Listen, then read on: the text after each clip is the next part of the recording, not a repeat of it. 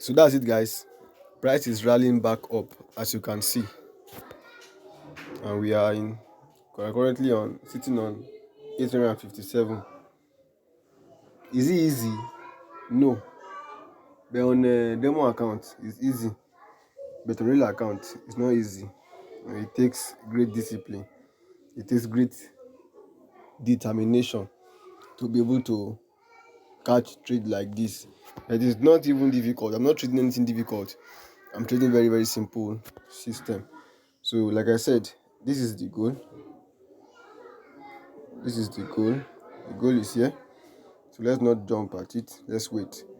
The market is going to rise up very strongly to this place. But as a scalper, we might not even go here. Once we get here, we are okay.